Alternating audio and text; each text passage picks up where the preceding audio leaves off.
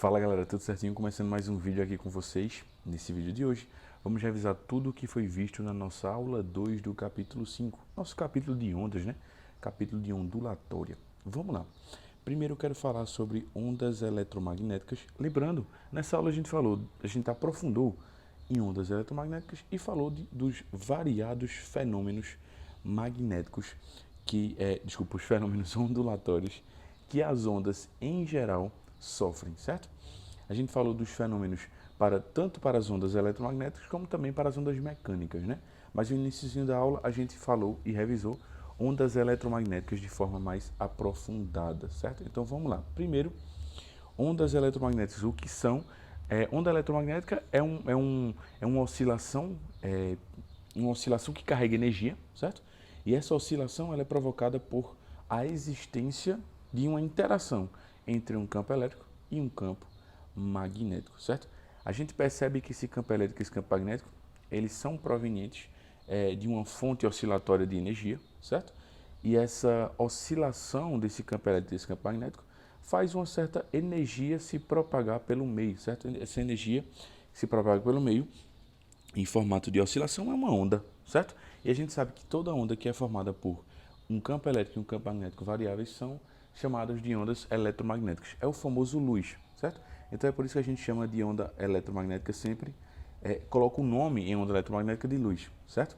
Ela tem que respeitar esses 5 pontos aí que a gente definiu em aula, não foi? Esses 5 pontos são, primeiro, são formadas pela combinação de campos elétricos e magnéticos variáveis. Segundo ponto, o campo elétrico e o campo magnético são perpendiculares, ou seja, um faz 90 graus com o outro. E essa palavra perpendicular, ela me remete a um tipo de propagação, que é a propagação do tipo transversal.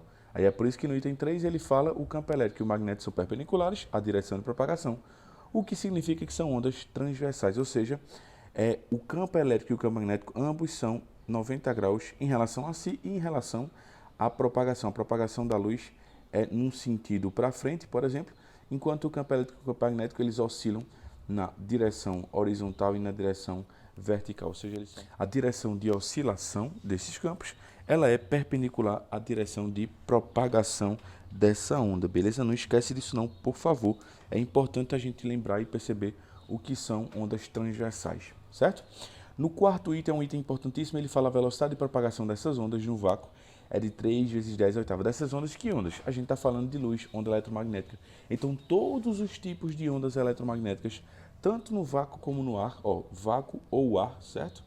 Beleza? Tanto no vácuo ou no ar, elas se propagam com a mesma velocidade, sempre 3 vezes 10 a oitava metros por segundo, independente do tipo de luz que seja luz visível, seja luz invisível, todas as luzes elas se propagam com a mesma velocidade, beleza? Se propagam com a mesma velocidade de propagação. No item 5 ele fala assim, ao propagar em meios materiais, a velocidade obtida é menor do que quando se propaga no vácuo, ou seja, ele está dizendo o seguinte, é uma propriedade que a gente já tem que ter em mente sempre. A luz é uma onda eletromagnética, ela não precisa de meio para se propagar, ou seja, se não tiver meio, para ela é massa. Se tiver meio, ela vai se propagar, mas vai se propagar de forma mais lenta, porque todo meio tem mais moléculas do que um vácuo. E as moléculas acabam atrasando a propagação da luz, ou seja, a luz quando ela passa para meios mais densos, meios com moléculas, a luz ela se propaga mais lentamente, certo? A gente vai aprofundar isso mais quando a gente fala de revisão, né? De revisão não, desculpa, de refração, beleza? Quando a gente fala de refração, a gente aprofunda isso mais, certo? A gente falou na aula também, Fera, a respeito do espectro eletromagnético, não é? Esse carinha aí que está na tua tela, isso aqui, ó, esse é o espectro eletromagnético, são os variados tipos de luz que a gente consegue interagir, beleza? Quero só reforçar que eu dividi em 3 grandes grupos, né? Esse grupo central aqui é o espectro da luz visível, é tudo aquilo que a gente vê, certo? Ele vai do vermelho até o violeta, certo? A cor mais fraca que a gente consegue enxergar em termos de energia é o vermelho. Ele tem uma baixa energia, consequentemente ele tem uma baixa frequência e ele tem um alto comprimento de onda, em comparativo com o violeta. O violeta é a cor mais energética que a gente consegue enxergar. Então ela tem uma alta energia, uma alta frequência e um baixo comprimento de onda. Lembra que energia é diretamente proporcional à frequência, certo? A energia que a luz carrega. e frequência e comprimento de onda são inversamente proporcionais, beleza? Aí aqui dentro tem todas as luzes que a gente consegue enxergar, certo? O laranja, o amarelo, o verde, o azul e por aí vai. Lembra que cada luz tem a sua própria frequência, é como se fosse a identidade da onda, certo? A frequência de uma onda é a identidade dela, ela não muda, beleza? Quero também reforçar que à esquerda do grupo da luz visível, que é esse espectro visível, à esquerda tem justamente as luzes que eu também não enxergo, mas são luzes que não me fazem mal. A gente usa para transmitir informação, transmitir dados, certo? Dados de internet, dados computacionais, informações.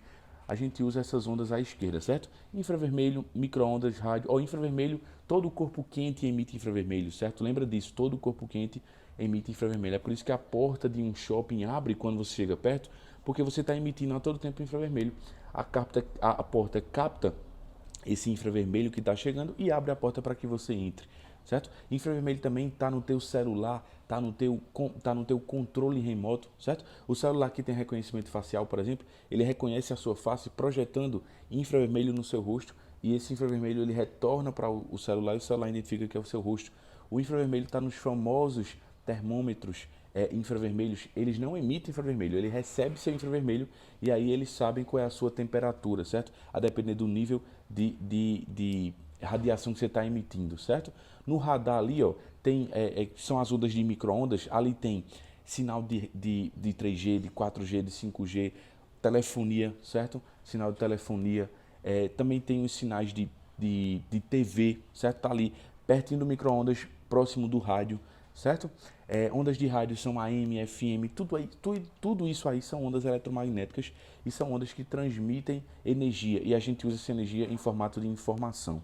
Quero te lembrar o seguinte, quando a gente vai andando para a esquerda, o comprimento de onda vai aumentando, a gente chama de ondas longas, certo? E consequentemente a frequência vai ficando mais fraca e a energia vai ficando mais fraca também, certo? As ondas longas, elas chegam mais longe, é importante a gente lembrar disso, beleza?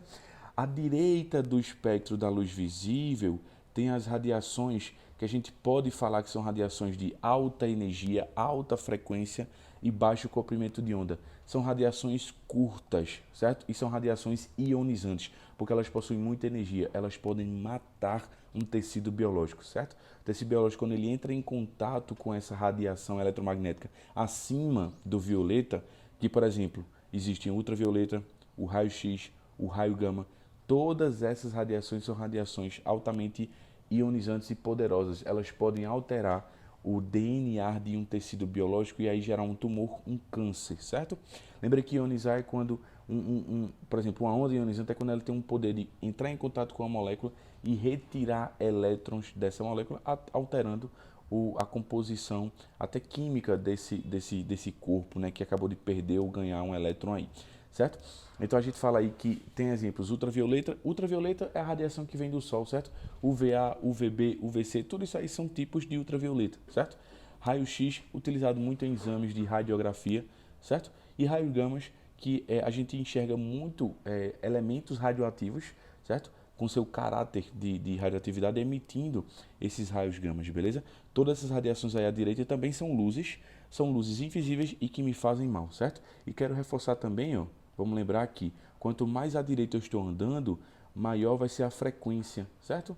Então, menor vai ser o comprimento de onda e a energia ela vai ser altamente forte, certo? Então, são ondas curtas, com baixo poder de longevidade em termos de distância, né? Ela não chega muito longe, certo? Mas são extremamente poderosas e podem matar tecidos biológicos, beleza? É importante de perceber.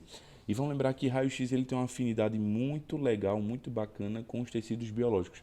Ele penetra muito bem em tecidos biológicos, certo? Diferente da ultravioleta. Ultravioleta depende muito aí da situação que está sendo exposta. Por exemplo, UVA, UVB, UVC. O UVA ela é a que tem menos frequência, mas é a que penetra melhor. O UVC é a que tem mais frequência, mais energia, mas é a que penetra menos, certo? Então a gente tem que lembrar que esse poder de penetração aí ele vai acabar sendo dependente de cada tipo de radiação que eu estou analisando e provavelmente num exercício aí para o Enem, para um possível vestibular, eles geralmente vão te correlacionar, vão te dizer alguma coisa sobre o poder de penetração, certo?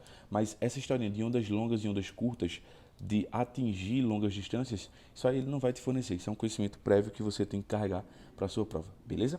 Então, galera, é isso aí que eu queria revisar inicialmente sobre ondas eletromagnéticas. Vou rapidamente falar dos fenômenos ondulatórios, para a gente não perder muito tempo e esse vídeo não ficar muito longo. Vamos lá. Galera, falando agora dos fenômenos ondulatórios, quero começar por dois fenômenos. O fenômeno da ressonância e o fenômeno da reflexão, certo? Lembra que eu falei que eu ia citar os fenômenos ondulatórios tanto com ondas eletromagnéticas como também com ondas mecânicas? Então é isso que eu vou fazer. Vamos lá falar do fenômeno da ressonância com ondas eletromagnéticas primeiro, certo? E eventualmente eu vou citar com ondas mecânicas também, certo? Onda mecânica eu vou me basear apenas em som e cordas, beleza? Vamos lá.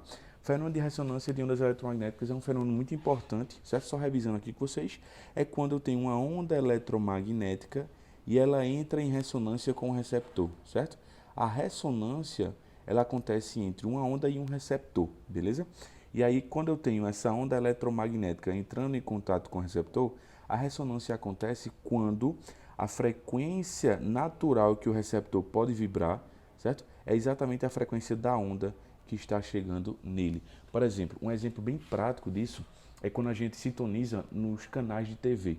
Quando eu escolho a Globo e eu vou lá no meu controle e escolho a Globo, eu estou dizendo assim, a minha antena tem agora a frequência fundamental da Globo. Ou seja, está chegando todos os sinais de TV, mas ela entra em ressonância com a Globo.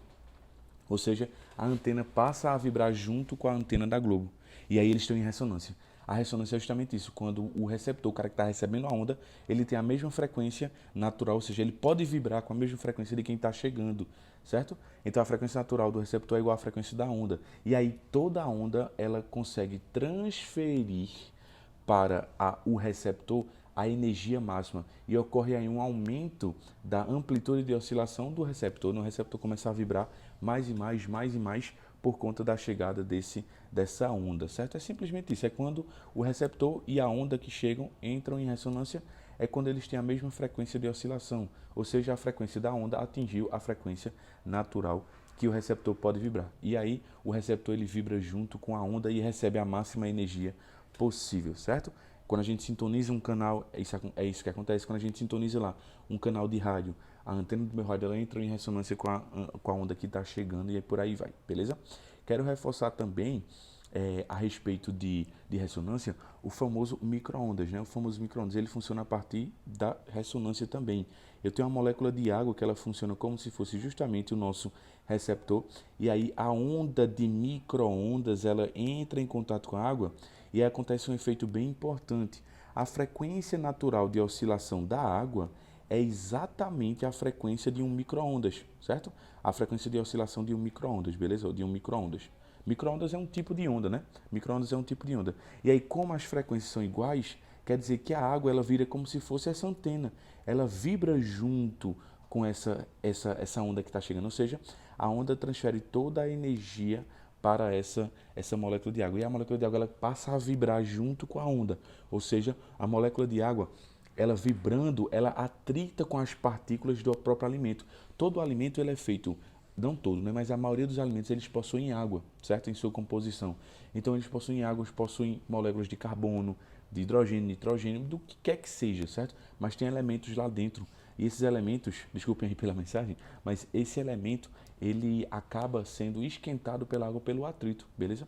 Então é importante perceber isso. Beleza, fera? Tranquilo? Então essa é a noção que eu tenho que ter aí a respeito desse fenômeno da ressonância, certo? Isso aí eu expliquei o fenômeno da ressonância para ondas eletromagnéticas. Explicando para ondas mecânicas é basicamente a mesma coisa, certo? Só que a onda que está chegando é uma onda mecânica, certo? Um grande exemplo disso é quando eu tenho uma pessoa gritando em frente a uma taça, certo? Ó, esse meu desenho ficou bem estranho, né? Mas eu tenho uma pessoa gritando em frente a uma taça de vidro. Essa pessoa está segurando a taça. E aí a voz dela, que é um som, uma onda mecânica, certo? Se ele atingir uma certa frequência tão alta ao ponto que atinge a frequência natural do vidro que compõe a taça, esse vidro ele entra em ressonância com o som e ele passa a vibrar junto com esse som, ou seja, ocorre uma transferência máxima de energia, um aumento de amplitude aí na vibração dessa taça. E aí vidro não foi feito para vibrar, e o vidro ele quebra, ele se parte, beleza? Existem outros exemplos de ondas entrando em ressonância, ondas mecânicas entrando em ressonância, mas para não ficar muito longo o vídeo, eu peço que você sempre pesquise, sempre lembre também de nossa aula, que na aula eu falo da maioria dos exemplos, beleza? Sim, um exemplo clássico, né, que caiu também para vocês aí, por exemplo, que eu citei em aula, foi de uma ponte entrando em ressonância com a galera andando em cima dela, a galera andando, marchando em cima dessa ponte, ofereceu um certo pulso oscilatório a essa ponte. E por coincidência, esse pulso tinha uma frequência bem parecida com a frequência fundamental do concreto que fazia a ponte. E aí o concreto passou a vibrar junto dessa onda, e aí o concreto ele racha, quebra a ponte e todo mundo que está em cima acaba caindo, beleza?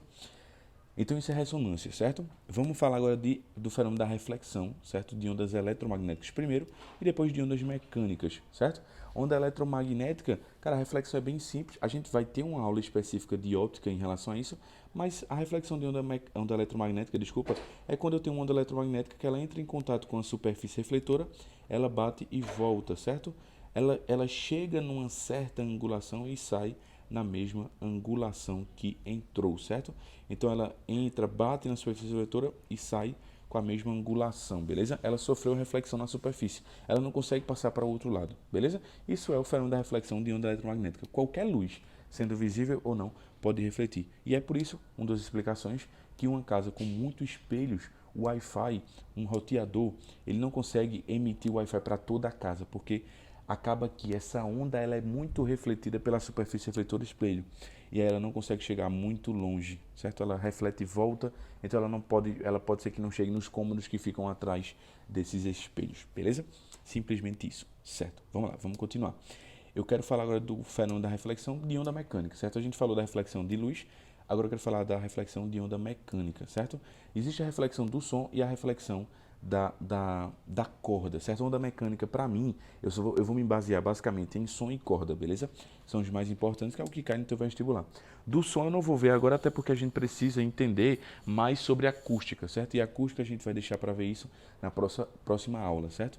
Então a reflexão do som que provoca eco, reverberação, isso vai ser visto na próxima aula. Eu quero me ater só à reflexão de cordas, beleza? Reflexão de corda, eu quero lembrar que quando a extremidade é fixa, vamos lembrar, é quase um decoreba, né? Quando a extremidade é fixa, o pulso ele vem, bate na extremidade fixa e volta com a fase invertida, certo?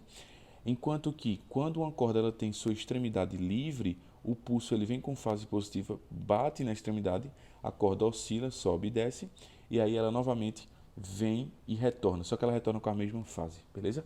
É só um decorebazinho aí bem rápido, tranquilo? Vamos embora para os próximos fenômenos. Galera, dando continuidade aqui aos fenômenos, quero falar agora do fenômeno da refração, certo?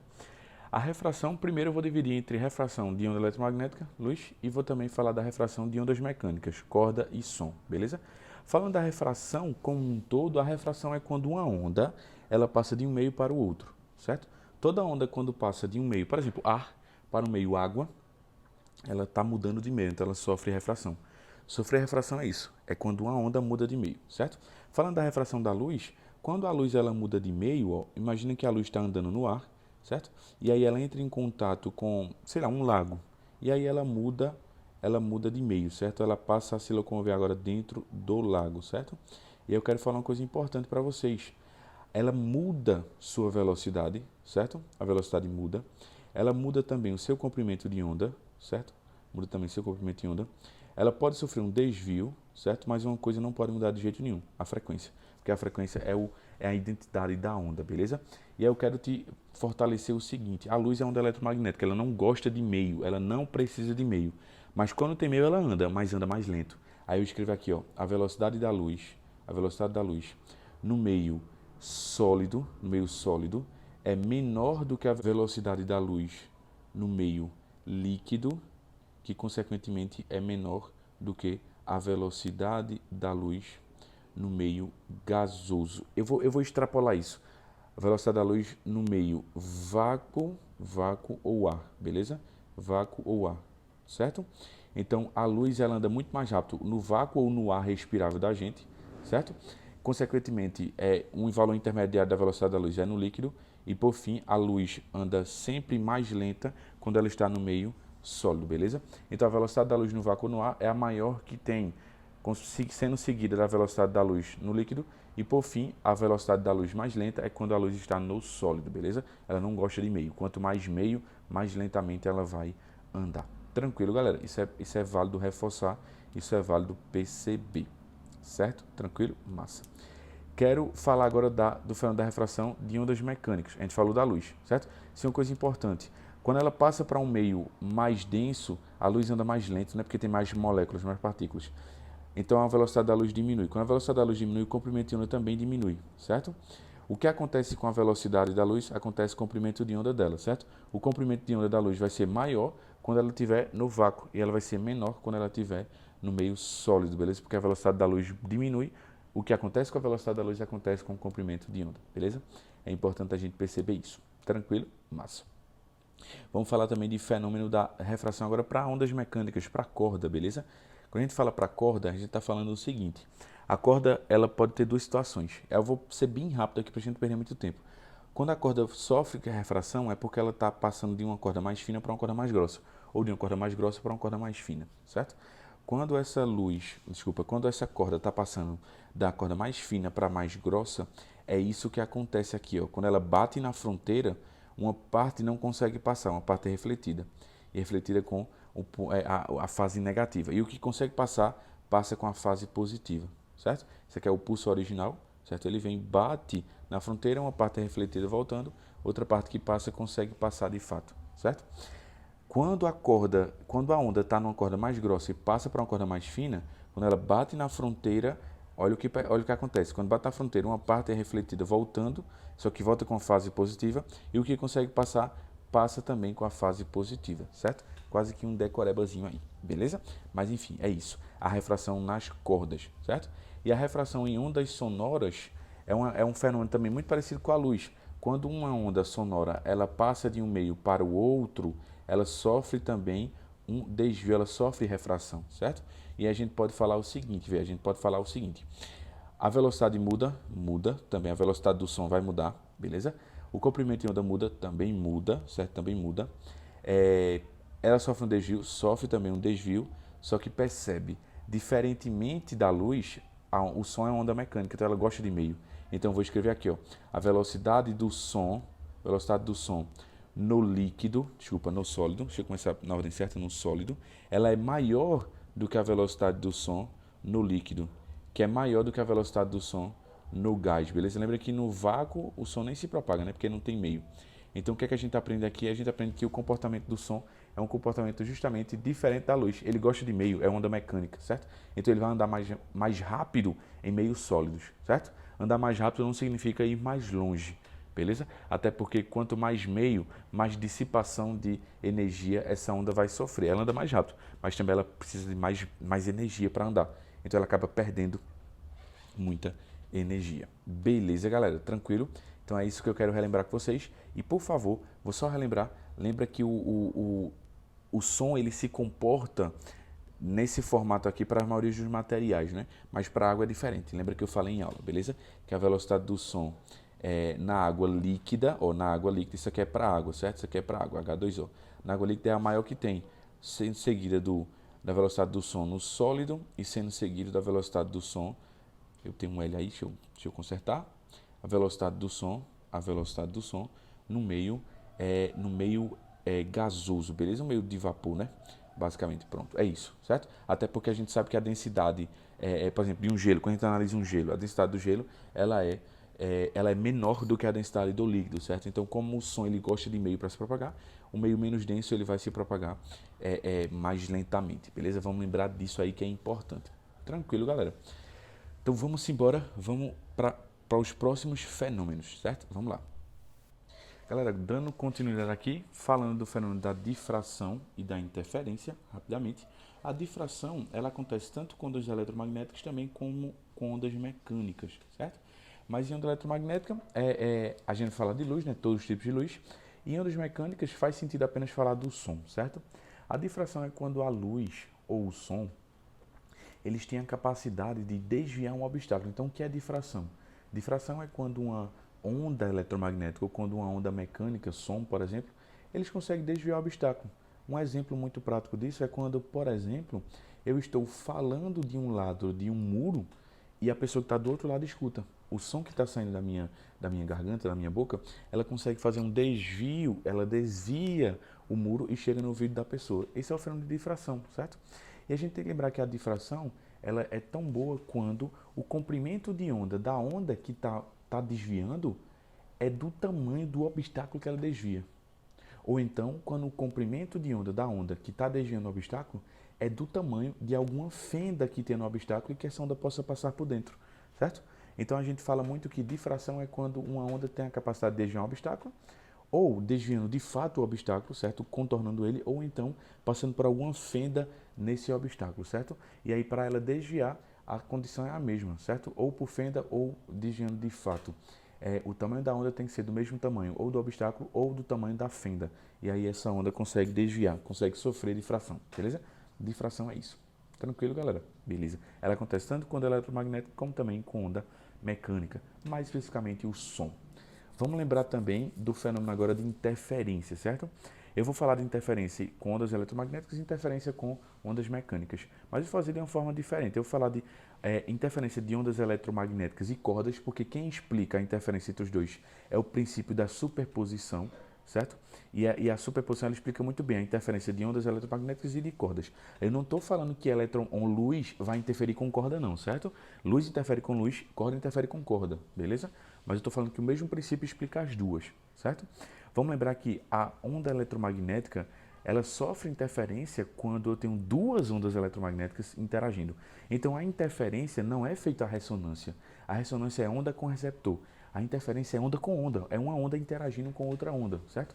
E eu quero que tu lembre o seguinte, a interferência ela é boa quando a frequência das ondas são iguais. A frequência da onda 1 é igual à frequência da onda 2, certo? Quando as frequências são iguais ou extremamente parecidas, a interferência ela é boa, certo? Então eu vou interferir ondas luminosas iguais. Eu vou interferir vermelho com vermelho, azul com azul, rosa com rosa. Aí eu quero te lembrar, quando eu interfiro duas ondas de mesma frequência, estou interferindo, estou falando de luz inicialmente, estou interferindo vermelho com vermelho, ou rosa com rosa, ou amarelo com amarelo. E aí eu posso interferir de duas formas, ou forma construtiva ou forma destrutiva. A forma construtiva é quando eu tenho uma onda construindo com a outra, ou seja, a amplitude final dessas ondas passa a ser maior. A gente interferiu construtivamente. A amplitude 1 encontrou com a amplitude 2 e a interferência foi construtiva. Beleza? Uma construiu a outra. É quando encontra pico com pico ou vale com vale. É o que tem desenhado aqui, ó. Quando esse pico encontra com esse pico, dá um pico muito maior, certo? Então a amplitude desse pico vai ser a amplitude 1, que era o que a onda 1 tinha, mais a amplitude 2, era o que a amplitude 2, era o que a onda 2 tinha, certo? Então uma interferência construtiva é quando a gente soma as amplitudes, certo? E lembra que a interferência é pontual. Ela acontece naquele ponto. Depois as ondas andam como se nada tivesse acontecido. Depois do ponto de interferência, as ondas continuam andando como se nada tivesse acontecido. A prova está aqui onde a gente vê, certo? Isso é o princípio da superposição, onde a gente bota um pico para superposicionar outro pico. Ele fica sobre o outro pico, certo? E aí dando um pico maior, beleza? E a interferência destrutiva é quando um pico encontra um vale, certo? Quando um pico encontra um vale, ó, quando um pico encontra um vale, eles vão se encontrar e vão se destruir. Então a amplitude resultante vai ser a amplitude de 1 menos a amplitude de 2. E é válido ressaltar que se a amplitude dos dois são iguais, as ondas se anulam, certo? Então em termos de física mesmo, quando uma onda vermelha encontra uma onda vermelha, se for, eu estou falando vermelho que é a luz eletromagnética vermelha, certo? Quando eu falo da onda vermelha encontrando a onda vermelha, se for construtivo, esse vermelho ele não deixa de ser vermelho, ele continua sendo vermelho. Só que ele é um vermelho mais forte. Quando um vermelho encontra um vermelho de forma destrutiva, eles se destroem, certo? Então acaba que o vermelho destrói o vermelho e aí ou eu vejo um vermelho mais fraco ou eu vejo um vermelho nulo, eu não vejo nada, certo? Se a interferência for totalmente destrutiva. Beleza? É isso. O que eu expliquei para luz também serve para corda. Se um pico de uma corda encontra o vale de outra corda, eles se destroem. Se o pico de uma corda encontra o pico de outra corda, eles vão se construir, ficam maiores, certo? E lembra que a interferência ela é um evento pontual, é naquele ponto de encontro. A interferência é naquele ponto de encontro, certo? Eu lembro que eu fiz uma questão também na aula, na turma de sexta, infelizmente não deu tempo da gente fazer essa questão, né? Então eu pedi inclusive que vocês assistissem na plataforma a resolução de questões. Eu falei do fenômeno de interferência da bolha de sabão, da superfície do óleo, de uma pequena lâmina de água, certo? Quando eu fiz essa questão, certo? Então é importante que vocês percebam esse tipo de interferência, que é a mesma coisa que acontece aqui, beleza? Tranquilo? Massa. Quero falar também agora da interferência de som, certo? Que é a mesma coisa da interferência da luz e de cordas, certo? É a mesma coisa. Porém, entretanto, a gente formula uma relação matemática, certo? Lembre da relação matemática. Diferença de caminho é igual a n lambda sobre 2, onde se eu tenho um som percorrendo um caminho x1 e eu tenho outro som de mesma frequência, né, percorrendo um caminho x2, a diferença de caminho entre eles pode provocar que uma onda chegue atrasada em relação à outra. E se uma onda chega atrasada em relação à outra, isso pode gerar uma interferência ou construtiva ou destrutiva, certo? E eu quero te lembrar que esse N daí é ele quem determina se é construtivo ou destrutivo. Se for construtivo, é pá, né? 0, 2, 4 e por aí vai. Se for destrutivo, esse N é ímpar, certo? 1, 3, 5 e por aí vai, beleza? Eu quero te lembrar aqui, a gente tem vários tipos de questões, né? Lembra que o ΔX é o caminho de um menos o caminho do outro, certo? E eu quero reforçar contigo uma coisa importantíssima.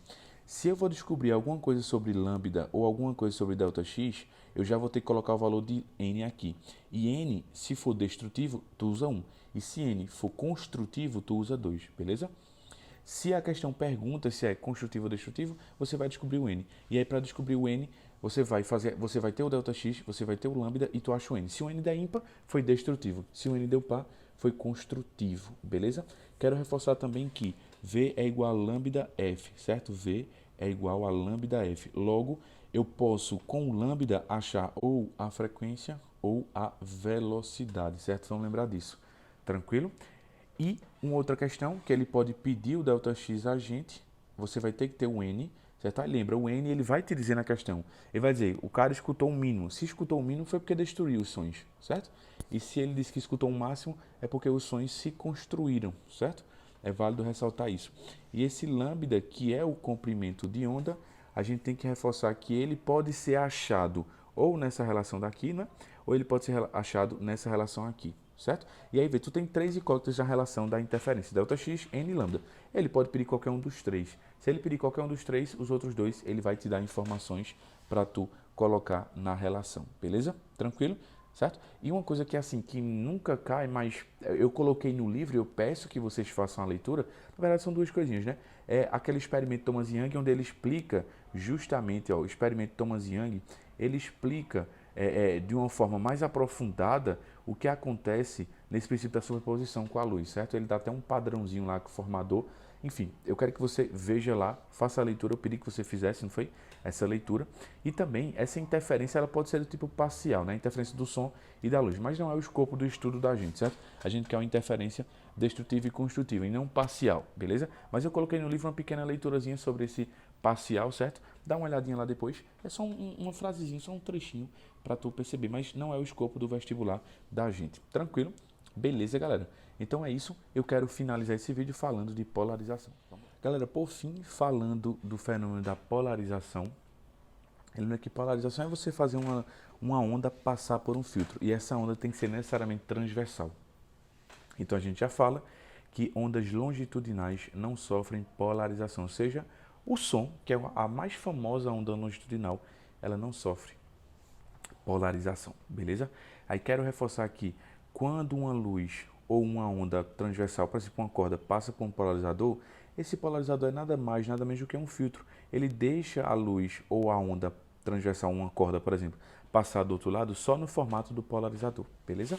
Eu não fiz contas com ondas polarizadas numa corda, né? A gente fez continhas e determinou uma relação muito importante quando a gente faz polarização da luz, da onda eletromagnética, né? Vamos lembrar que a luz, a onda eletromagnética, ela oscila para todos os lados. Ela parece um asteriscozinho quando ela vem não polarizada, né? Só estou reforçando o que a gente viu em aula.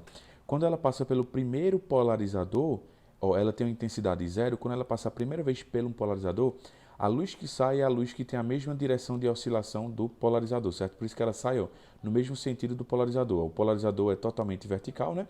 Ela sai também totalmente vertical. E a sua intensidade é reduzida pela metade.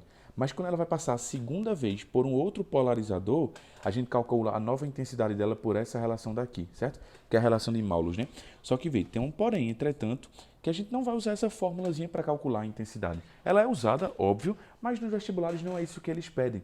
Eu quero que você, principalmente o Enem, né? Eu quero que você fique atento o que é que ela me representa. Ela me representa o seguinte: se eu quiser cancelar totalmente uma luz através de um polarizador, basta eu fazer com que o raio de luz, certo? A luz seja totalmente perpendicular ao polarizador. Ou seja, se a luz for uma luz de oscilação vertical, basta colocar um polarizador horizontal que quando a luz passar pelo polarizador, a luz vai ser cancelada, ou seja, do outro lado do polarizador não sai nada, não sai nenhuma luz, beleza? Então, eu quero que você entenda que, primeiro, a luz não polarizada, quando ela passa a primeira vez pelo polarizador, ela necessariamente, independente da forma do polarizador, ela sempre sai com a metade da intensidade, ou seja, é como se ela saísse, pessoal, com a metade da energia luminosa, a metade da oscilação luminosa, a metade da amplitude, certo? Da intensidade luminosa. E quando ela passa uma segunda vez no polarizador, para eu calcular a nova intensidade dela, eu aplico a relação de Maulus. Isso é muito raro de acontecer, você ter que calcular essa relação. Mas, por fim, eu quero que você entenda que essa relação me diz uma coisa importantíssima. Ela me diz assim, ó: ei, se tu quiser cancelar uma luz, se tu quiser que depois do polarizador, lógico, depois de um segundo polarizador, né?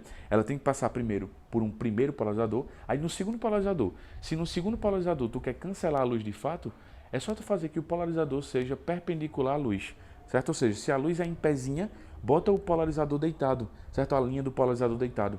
Se a luz é deitada, coloca o polarizador em pé e aí tu consegue cancelar a luz facilmente, beleza? E eu quero só reforçar a vocês que o polarizador de uma luz é simplesmente um óculos de sol, um óculos de grau também, ele pode ter um filtro polarizador, certo? Então é isso, pessoal. Isso é tudo que a gente viu. Eu sei que esse vídeo ficou um pouco mais longo do que o normal, mas é porque essa aula ela é muito densa, tem muita coisa para ser vista, né? Porém, entretanto, as questões são bem mais tranquilas, certo? Qualquer dúvida, sempre lembre que você pode contar comigo. Um cheiro a todos e até a próxima, galera. Tchau!